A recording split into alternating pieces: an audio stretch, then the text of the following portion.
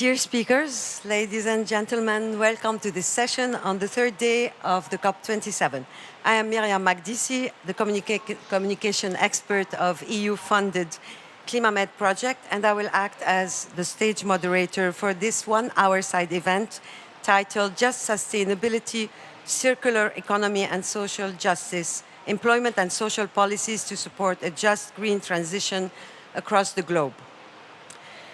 Ladies and gentlemen, as we speak, the global population is reaching 8 billion people. For instance, by 2050, Africa is expected to host and feed 2 billion. By 2030, climate change is expected to push an additional 132 million into extreme poverty, many of them women, girls, and marginalized communities. The focus on climate justice isn't just the right thing to do. It is also the most effective measure for building wider societal resilience and achieving the UN's Sustainable Development Goals. As the world is facing a global energy crisis, we all know the past drivers, and trying to explore the adaptation and mitigation measures, Europe takes the lead on transition over climate neutrality. This transition is meant leaving no one behind. However, if people have trouble paying their energy bills, heating their homes, or have issues with energy security and affordability, they take the streets. And that's not only challenging economically and geopolitically, it makes it harder to make the transition happen at all.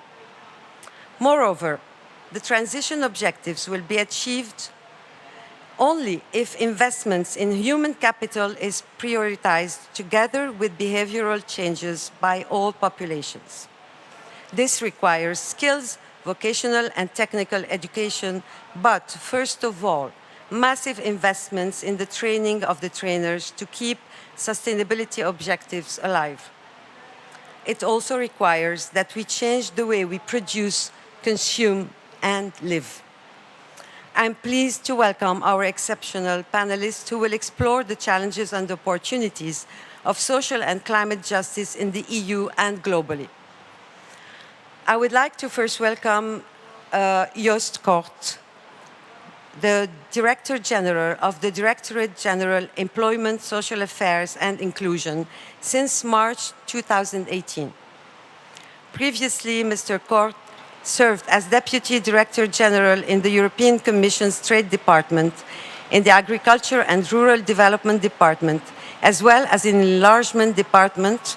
And furthermore, Mr. Kort spent several years in the Commission's Secretariat General as Director responsible for the relations with the Council of Ministers and in the private offices of Sir Leon Brittan, Chris Patten, and Danuta Habner.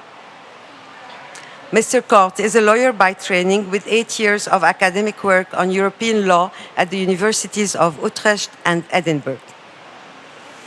We also have the honor to have with us Professor Jim Skee, Professor of Sustainable Energy at Imperial College London with research interests in energy, climate change and technological innovation. He is the co-chair of IPCC Working Group 3 for the 6th assessment cycle. He was Research Director of the UK Energy Research and Director of the Policy Studies Institute. He was a member of the UK Committee on Climate Change from its inception in 2008 until 2018. Professor Skee is currently chairing Scotland's Just Transition Commission. Until 2017, he was president of the UK Energy Institute. Jim Skee holds a PhD in energy research at Cambridge University's Cavendish Laboratory. He was awarded an Order of the British Empire in 2004 and Commander of the Most Excellent Order of the British Empire in 2013 for his work on sustainable transport and sustainable energy, respectively. I am pleased to introduce also Mrs. Shakti Ramkumar, who is the Director of Communication and Policy at Student Energy, a global youth-led organization empowering the next generation of energy leaders in 120 countries, where she advocates for meaningful youth engagement and energy justice in the global energy transition. As a selected representative for the Youth for Climate Summit in 2021, she recently worked collaboratively with 400 young people from around the world to draft detailed climate action recommendations for world leaders in the run-up to COP26. Mrs. Ram Kumar graduated from the University of British Columbia with a BA in Geography, where she was the co-director of Common Energy UBC. I welcome also Monsieur Romain Boitard, who works at the European Training Foundation, where he currently leads the portfolio on greening education and also oversees ETF country actions related to green employment and research. This gives him an international perspective on the subject of education for sustainability, ensuring training systems, giving full consideration to green skills and employment programs, considering the labor impact of sustainability and decarbonization. Monsieur Boitard has dedicated his entire career to rolling out European external aid policies in the field of human capital development in transition economies across the globe, from Mozambique to Afghanistan, and most recently in the Balkans. He is a passionate humanist and has a long experience in supporting public sector reforms. He was trained in sciences and public management, regularly intervenes in public events on the subject, and has published a few research studies. Thank you for coming together to shed some light on this very vast and new subject.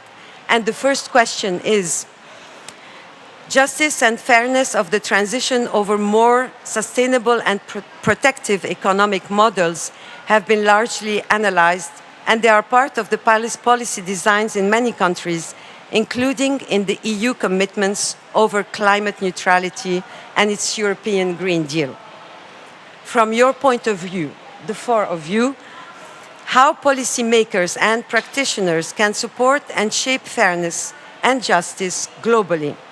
Which are the risks we all have to consider?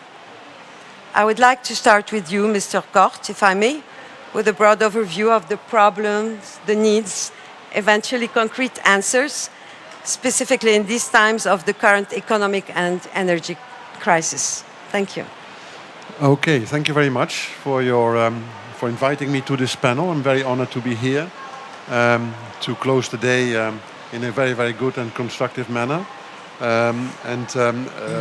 As regards your question, well, I think it's clear that we are in a situation with an accelerating climate change trend. I don't need to repeat everything that's on paper. Anyway, Professor Ski is much better qualified than I to actually identify what the risks are, and I think there's consensus about this.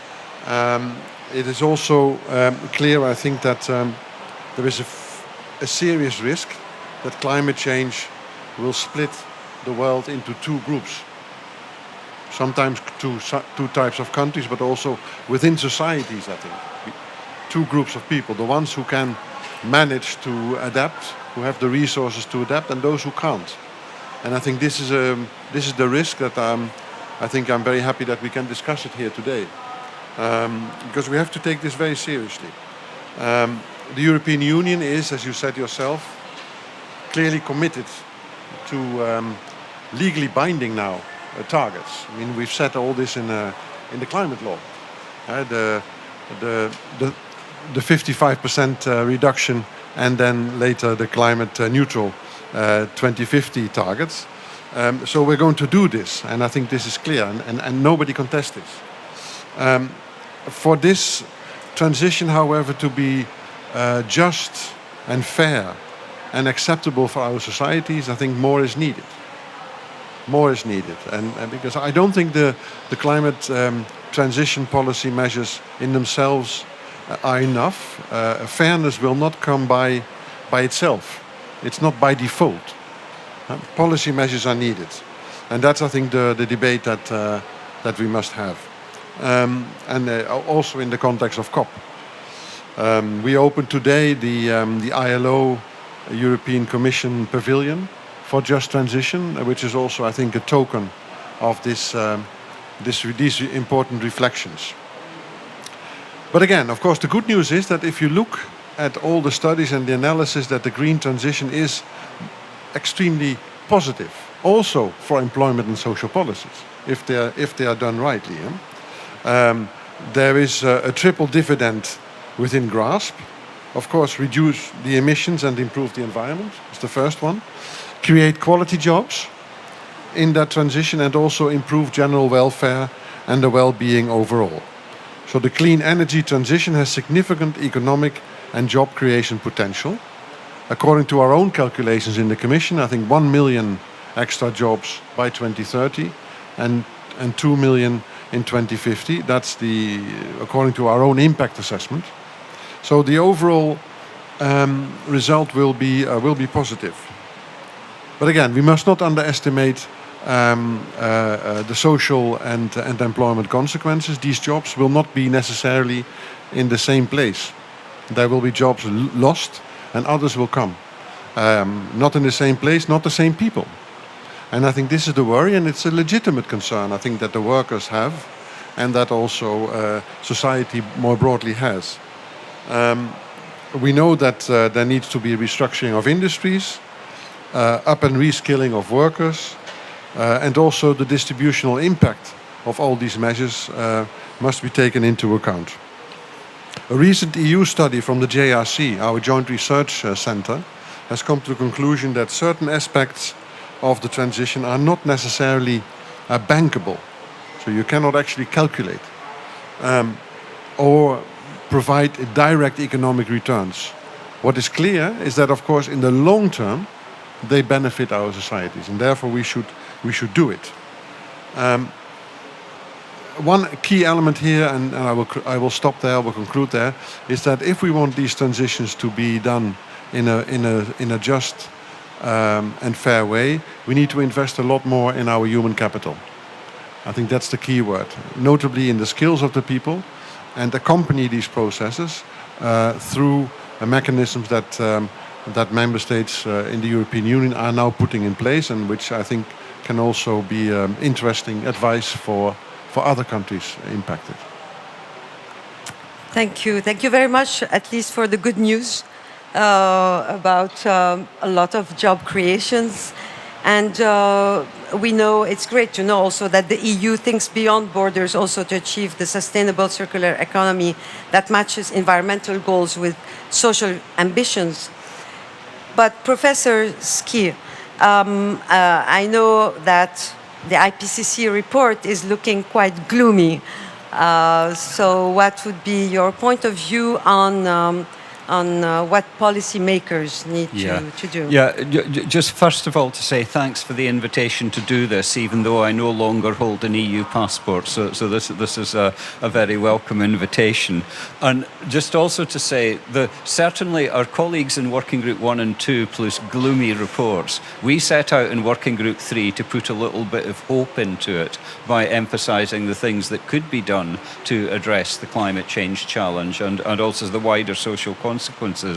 So what struck me about this session is it's trying to draw many threads together, probably more threads than we managed to pull together in the actual IPCC reports. So I hope when our synthesis report goes out for government review at the end of this month, the EU is generous in its comments and helps us to pull the threads together.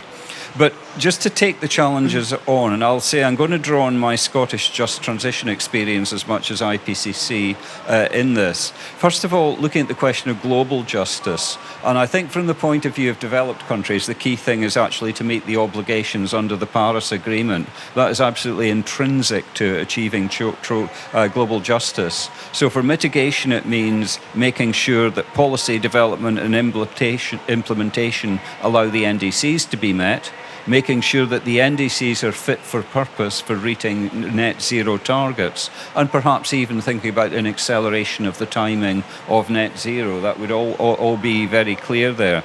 Our reports clearly showed that the most vulnerable to climate change have contributed least to oppositions.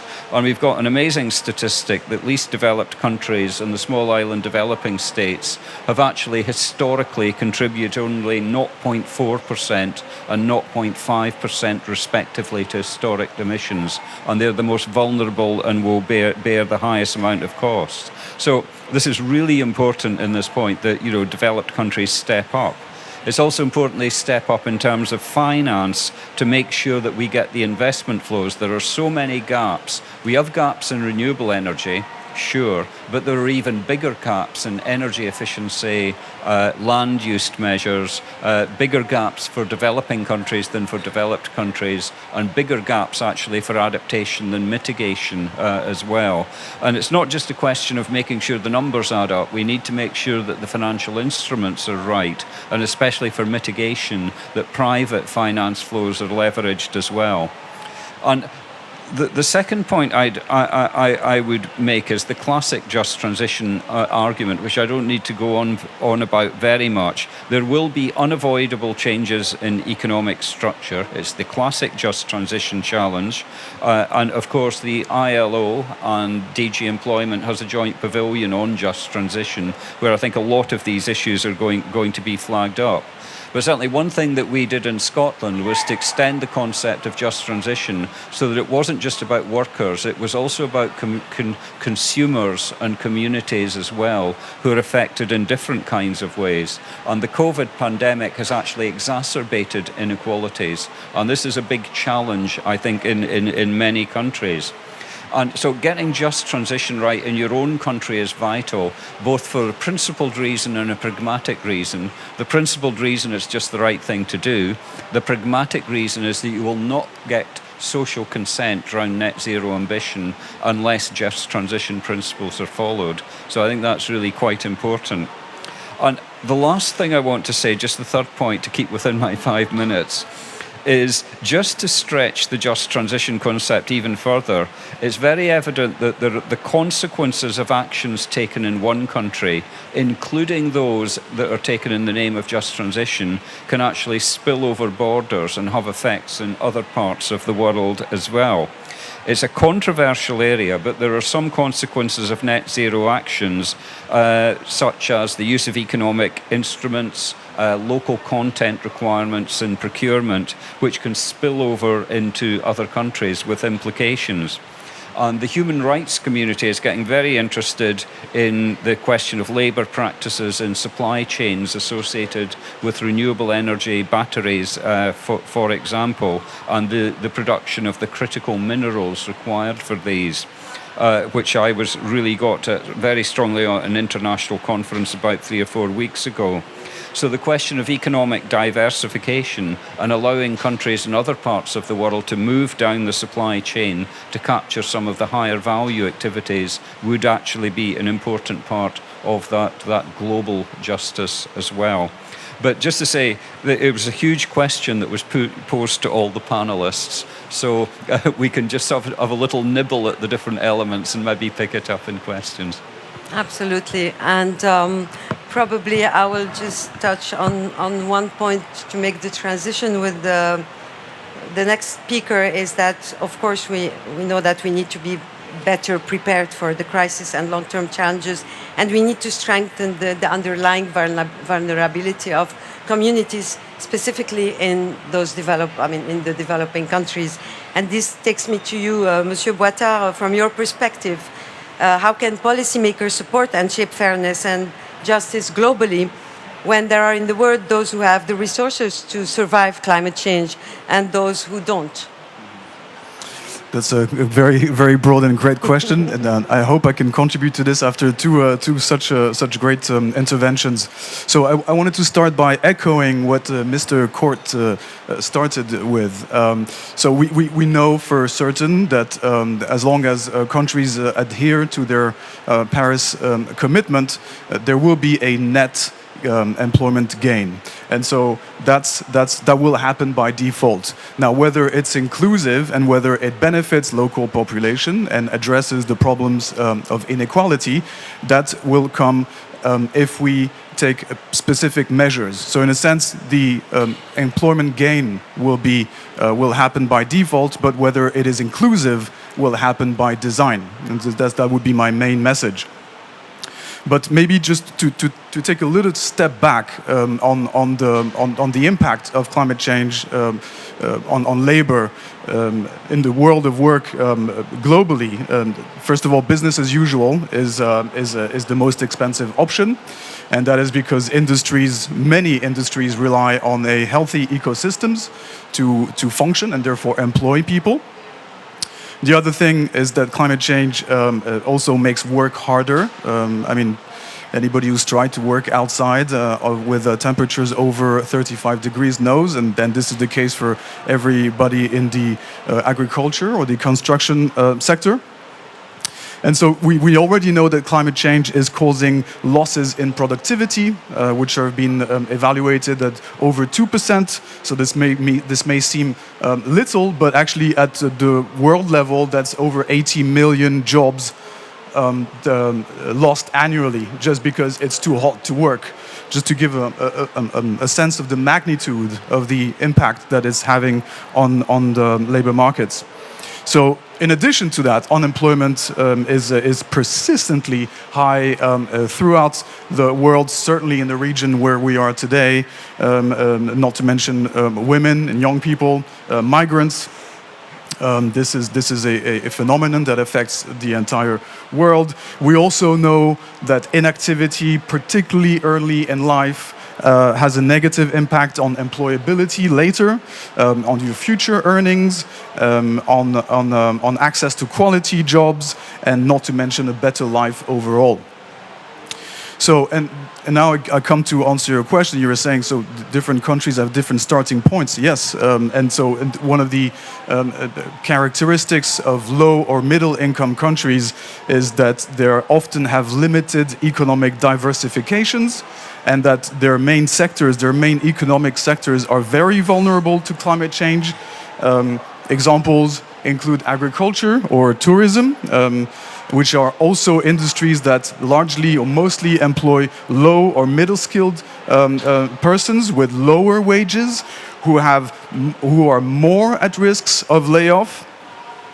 And just another bit of statistics to show the contrast is that so data from before the pandemic globally, the informal employment in the agriculture sector around the world was 90%.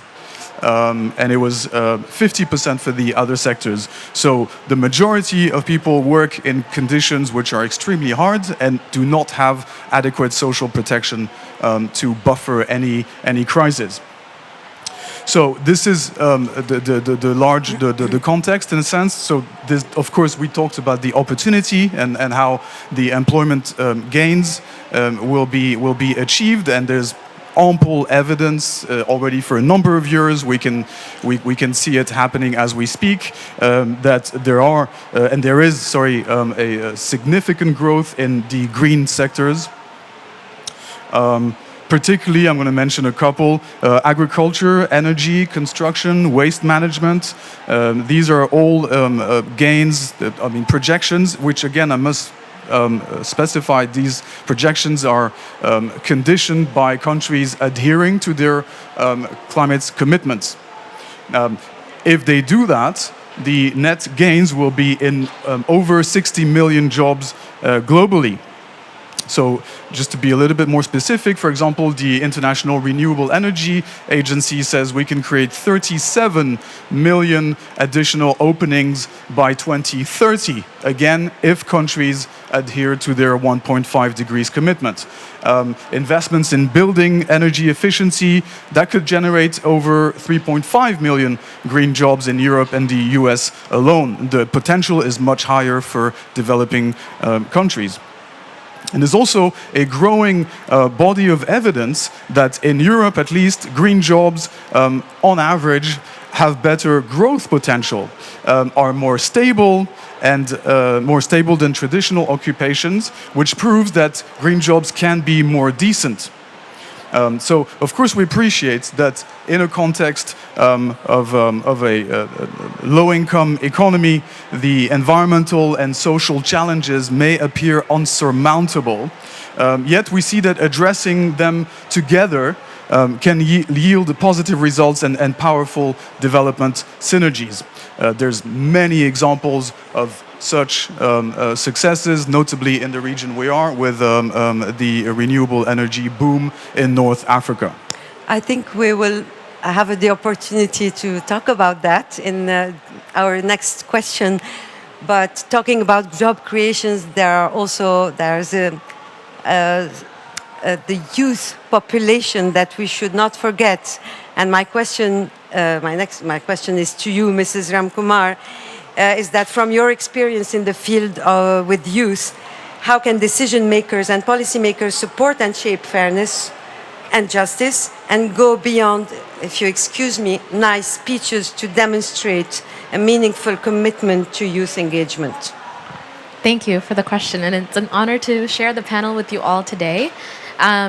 I think it's fair to say there have been a lot of nice speeches in the past little while, and even that is hard won. For a long time, young people weren't mentioned on stage in spaces like these. So to hear world leaders, cite how young people are inspiring, are taking the lead on climate action, that feels like a hard-won fight already, but it's just a first step.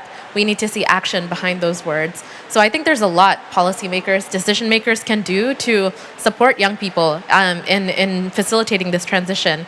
And a lot of it involves trust, mobilizing real resources behind the speeches, and enabling young people to be part of the decisions that are being made that we'll have to implement in the decades to come. And I think there's a few really good reasons why youth engagement is absolutely crucial for the just transition. We work with a network of 50,000 young people in 120 countries. And despite the incredible geographic diversity, discipline diversity, different socioeconomic backgrounds, there is remarkable synergy among young people from different parts of the world in coming together around the climate crisis, identifying the key justice issues around the climate crisis, and a willingness to recognize that we need global fairness. We have young people working in different countries, different continents, partnering with each other to deliver on projects that utilizes resources available in one place that are not available in the other, and vice versa. So that's something youth intrinsically understand. This global perspective, we've grown up with it, and it's something that we will employ in any field that we work on. So that's one reason why I think youth engagement is so critical. Another is a lot of the really difficult to implement transitions that we will need to truly bend the curve on emissions, to reduce material throughput, to alleviate our pressure on land and water. They're going to be really difficult, not just in the political sense or technological sense, but in a cultural sense as well. There's a lot that's going to have to change about the way we live our lives, the way we consume, what we eat, what we wear, and there's no one better at mobilizing people to make these big cultural shifts than young people. There have been studies that show young people are uniquely effective at convincing their families, their peers, to make big changes, to make sustainable long-term lifestyle shifts. And in the IPCC reports, a lot of the highest demand mitigation potential actions involve these kinds of behavioral changes, systemic shifts. So we will need young people working in their families, in their peer-to-peer networks, in communities, in large organizations to encourage these systemic shifts, because that is what will make policy successful. There are a lot of policies that maybe politicians, maybe corporate leaders are afraid to talk about or afraid to impose, knowing that public support is not there. And that's where young people come in, is to build that broad base of public support to ensure that policy changes are not just successful, but cannot easily be repealed or thrown out in the next election cycle, and we're back to square zero, or somewhere before that too. So another reason why youth engagement is so critical. And the final thing I will say on youth engagement is just young people see the intersections between different issues in a way that I think is unique to our generation. We work with a lot of young people who come from very diverse backgrounds into the energy sector. There has long been this pervasive feeling among young people that energy is only for a certain background, STEM background, but we have youth from all backgrounds, from history, from art, from economics, from community organizing backgrounds, who come together for the energy transition, recognizing that there is no difference between food security and water security and human rights and gender equity and the energy transition, that we cannot solve one without the other. And young people are not willing to compromise on policies that attempt to tackle a very narrow slice of just emissions or just protecting certain sectors of business or just any one thing. They are demanding policies that consider all of these intersections, so we don't replicate any of the inequities that are present in our energy system. We hear time and time again from our youth network, it will not be enough if we get to net zero, if we get to zero emissions, if we have not addressed the deep injustices and inequities in our energy system. A net zero world that is unjust will not be considered a success by young people. So I think for that reason, we need to be in the room where decisions are being made. We need to be funded in the community work that we are doing, in the projects that we're implementing, because we are taking this global approach.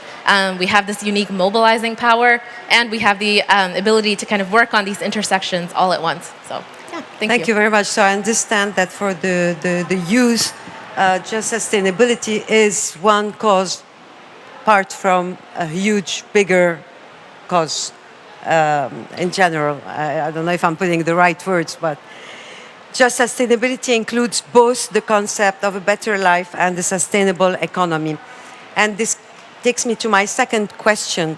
In your view, what are the key areas we need to invest in to ensure such just sustainability in the long run? And I go back to you, Mr. Kort, if you can please answer this. Yes, with pleasure. Well, I think maybe three important investments are needed. The most important one is, of course, invest in human capital, and that is invest in skills. I mean, that is, I think, clear from all the analysis that for the moment, if we look at the kind of challenges that need to be overcome,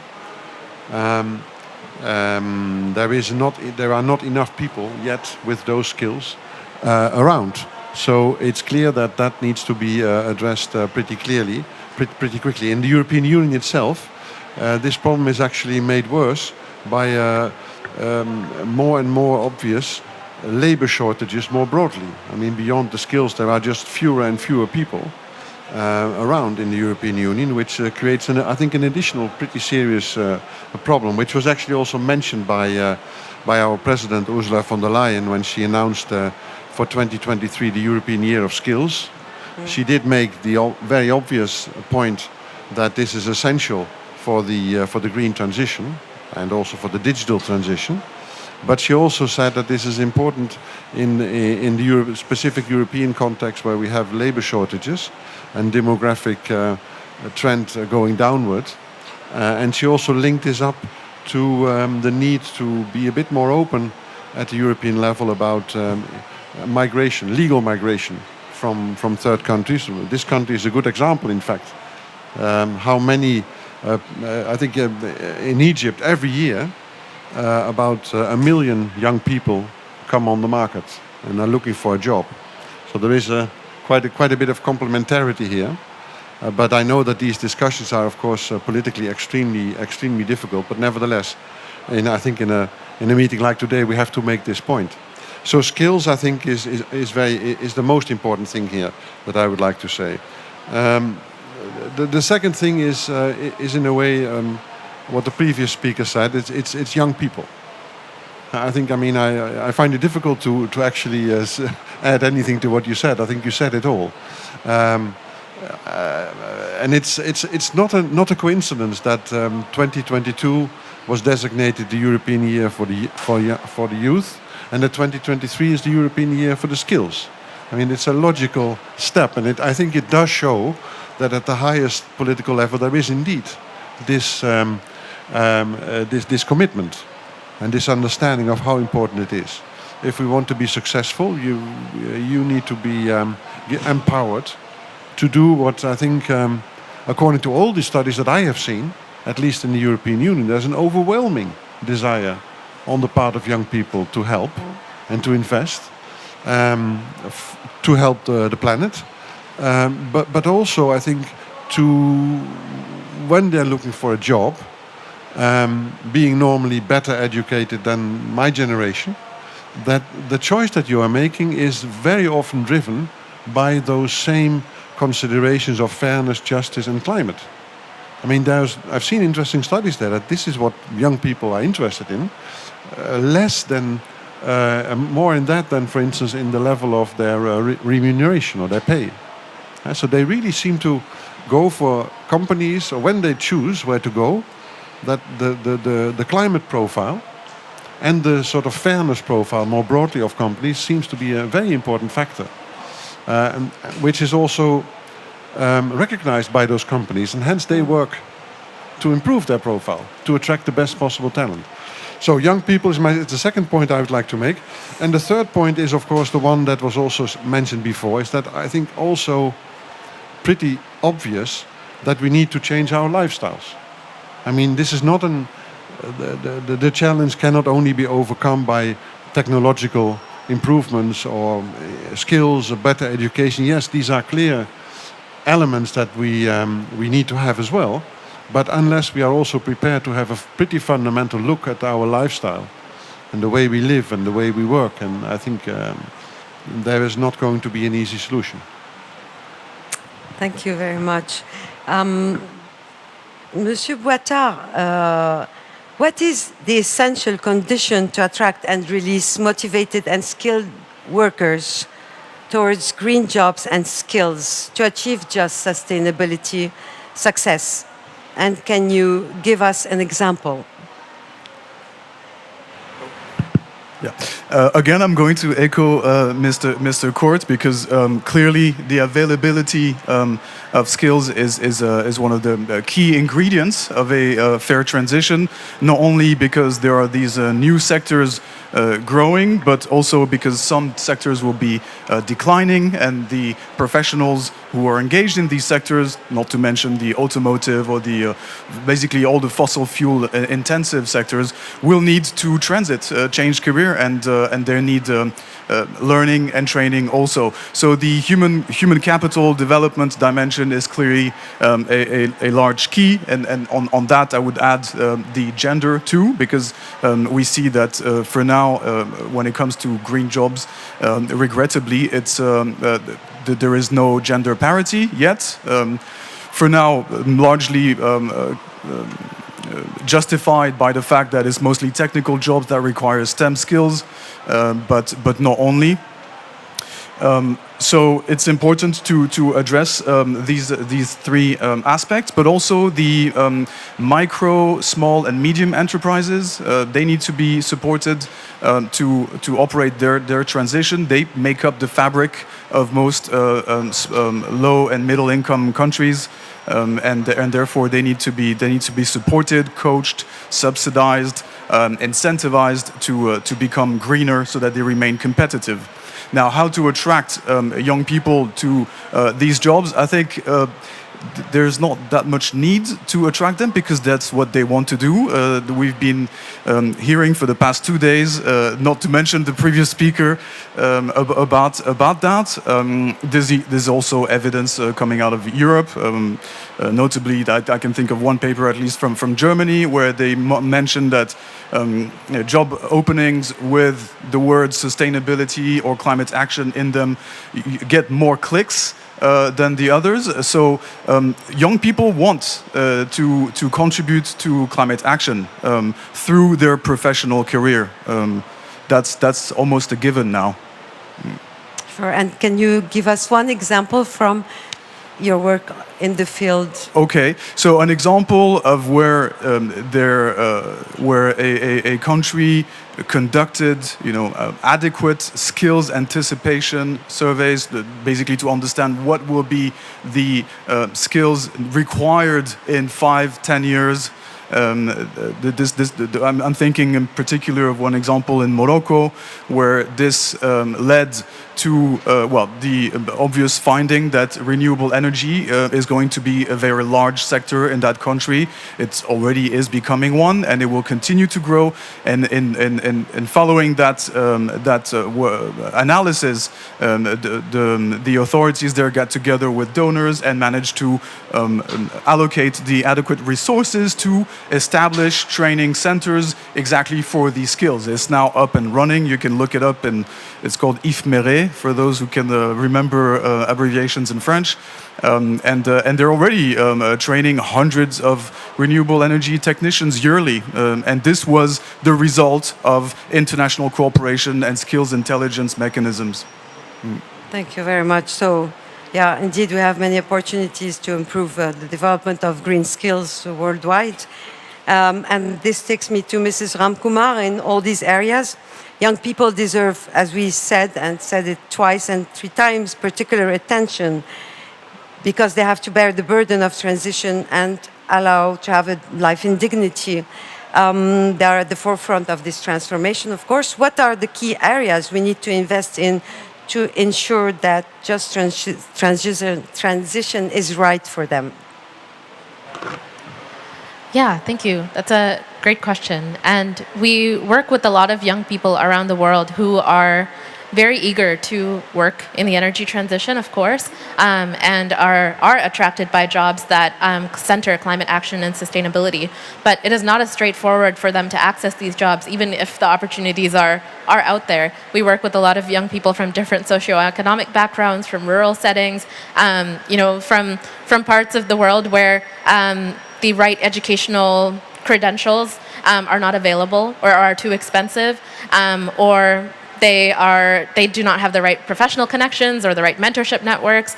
And so for a lot of young people, it is really hard for them to access these jobs. So there needs to be more investment, I think, in doing active outreach to young people, not just the ones who are privileged and can easily find these connections, but the ones who can't, who do represent the majority of the world. So there needs to be active investment by companies, by governments, to ensure that opportunities that are emerging in the just transition in the clean energy sector are going not just to the select few, but to the ones who will truly make an impact in their communities far and wide around the world. So that's one key area for investment. I think another one is investing in youth-led solutions. This is still very rare to see young people be entrusted with adequate financial resources to be able to develop and implement their own solutions in their own communities. We work with a lot of young people who do this. They lead incredibly impactful energy projects in their communities that at once tackle different equity issues that make a real impact on their local communities. But the number one barrier we hear from every country is the lack of access to finance for these projects. And when we look at the finance flows in the broader world, what young people are asking for is pennies. It's so little. And yet, the first finance is so hard to access for young people. But if we change this, that sets young people up for a future of entrepreneurship, a lifetime of engaging in the energy transition, and a chance to snowball that first amount of support, resources, into something much larger. So I think there needs to be more trust, more mechanisms, more strategic plans by large institutions, financial institutions, to invest in youth-led solutions and trust that young people will know what is best for their communities and trust them to implement and scale their own projects. At Student Energy, we often try to be the first partner for young people by being their first mentors, by providing, in some cases, their first funding. And we've seen it take off exponentially. On a per dollar basis, young people employ a lot more people. The impact they create is immense. So it's very meaningful to invest in youth-led solutions at the beginning stages, because a lot of the climate finance, philanthropy that is out there is completely closed door to young people. So that definitely, I think, needs to change. And the final thing I will say that needs to be invested in is really low-cost solutions that we know will work. It has been mentioned a few times already. Things like energy efficiency has the potential to create millions of jobs with numerous social and environmental and health co-benefits, and this will directly benefit young people.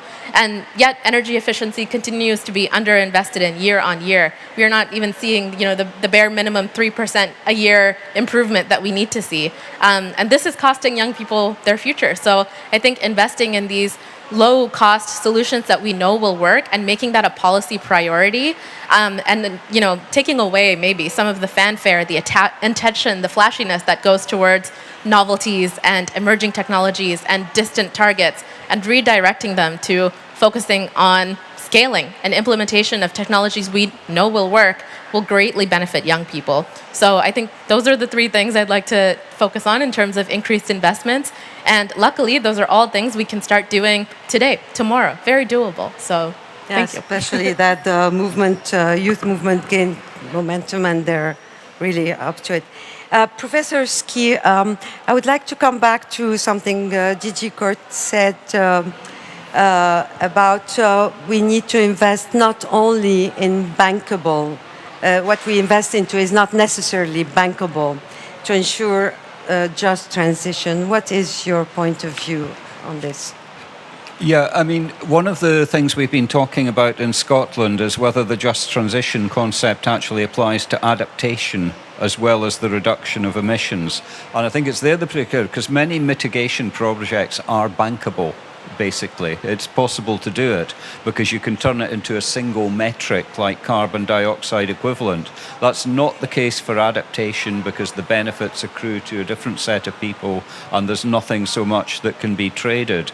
So the kinds of financial instruments that you need to get the money flowing for adaptation are very different from they are for mitigation, where you can be clever about it and start to leverage financial flows.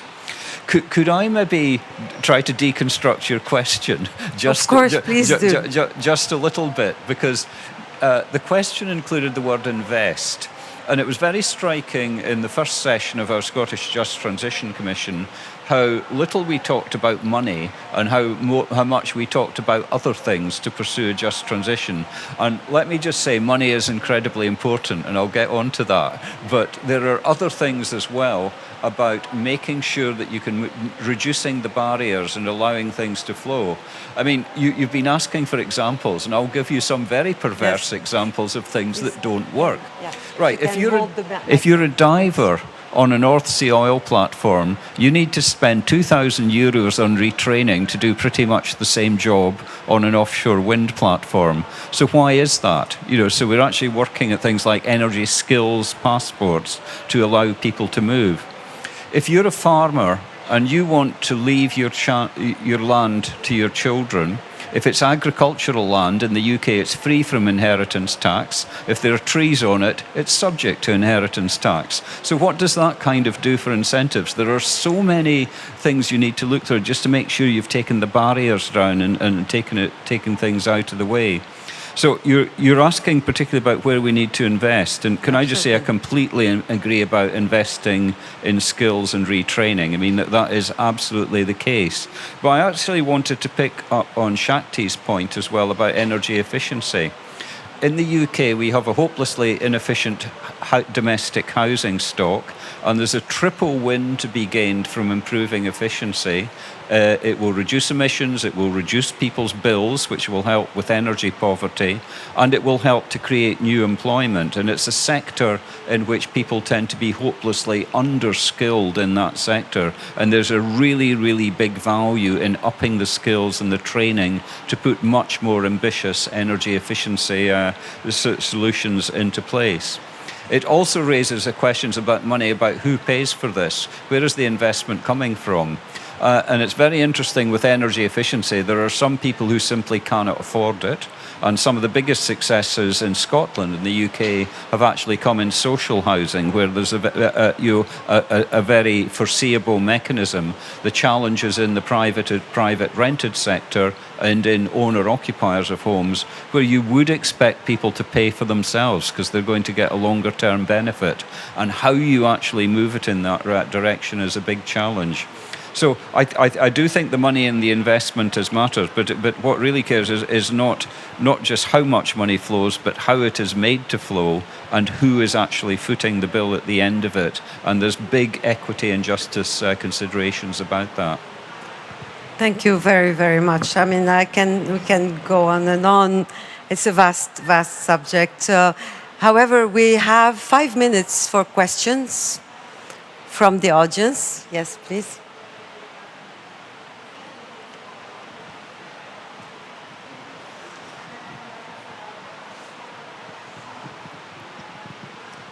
Hi, thank you for your interventions first. I'm Solal Billon from ATD Fort Worth, and I would like to ask you, when do we reach the poorest? Because there's 1.2 billion people living in poverty in 100 countries, according to UNDP.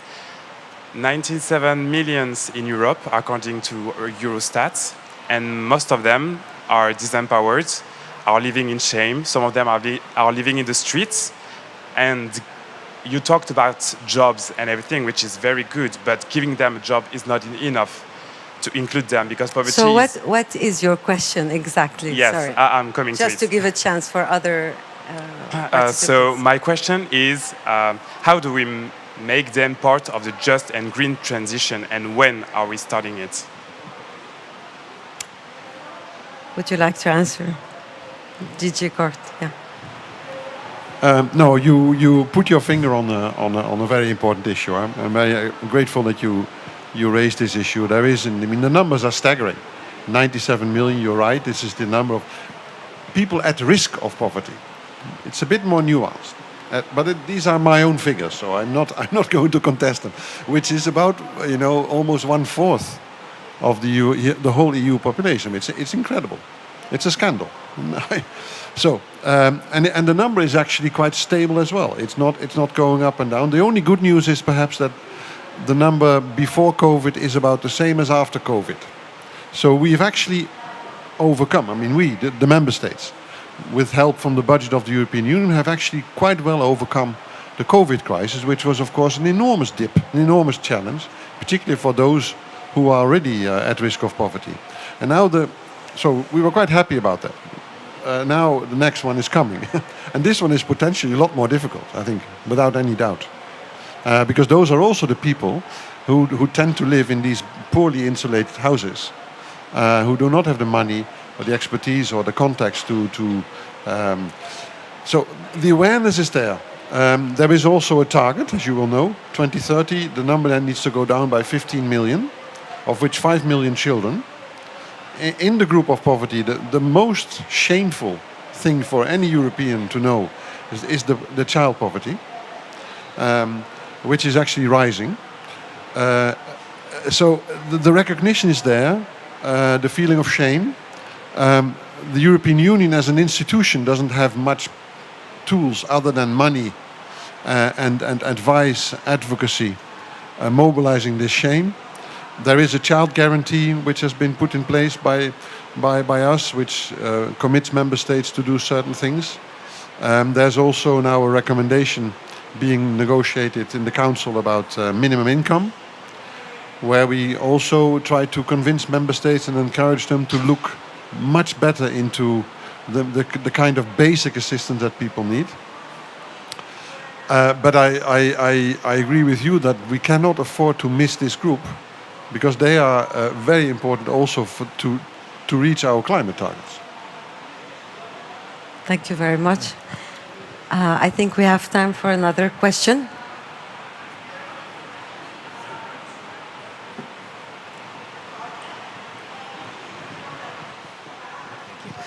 Hi, my name is Naguib Amin. I'm a team leader of EU-funded project ClimaMed, but also among other things, I'm a very professional trainer. It's absolutely obvious that skills development is primordial. Can you hold the mic, please? Yes, it's absolutely obvious that skills development is an absolute must. But and the potential of youth to take part in what we're talking about is also humongous. But I have spent large part of my professional life training people who, after being trained, the weakness and the incompetence of the institutions that were supposed to absorb them, use them, and use the newly gained skills to make the change has absolutely sabotaged this training. Up to the way that I also think that we have wasted millions, if not billions of dollars in training, in 3 months intensive courses, etc., etc., etc., until people go out and do nothing with what there is. What is the reflection of this? Maybe Monsieur Boitard.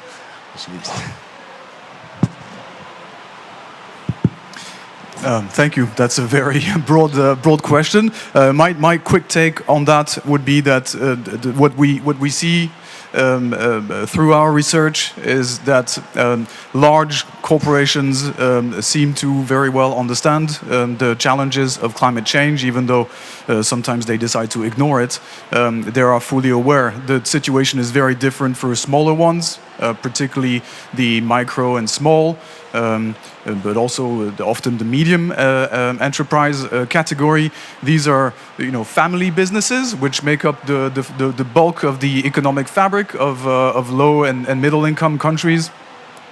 And these people don't have the time to dedicate or the resource to either, train themselves on how to remain competitive in a green economy, or even allocate resources to train their staff on that. And this is why when we talk about human capital development, clearly the issue of youth is a very large one. However, there's many categories of beneficiaries, youth being one of them, of course, but the people currently working in carbon-intensive industries will need to be retrained in a lifelong manner, approach. In a sense, the idea, the traditional idea that you do a degree at the beginning of your career and you stick with that throughout your professional life is no longer valid. We need to upskill and reskill throughout our professional lives, and this is what I can offer as a justification. Thank you. I would have loved to continue the conversation and questions, but unfortunately I will have to wrap up. I know this new terrain is very vast to explore and new, and we can all be sure that just sustainability paradigm will be further developed in the coming years. And indeed, it's an intergenerational question across the globe as much as intergenerational responsibility. So the future of the economy might be green, but without the necessary investments, as we heard tonight, in human capital, it will not happen. So the leverage effect of every human investment is considerably higher than the one in physical assets, be they light or dark green. I would like to thank very much Mrs. Ramkumar, Professor Ski, DG Kort, and Monsieur Boitard for your most stimulating and enlightening interventions. And I thank you all here who attended here in the Blue Zone or remotely for joining this conversation. Of course, we look forward to the next COP28 already to take stock of the results and of the efforts in this direction. And in the meantime, enjoy the rest of the events at COP27. Thank you.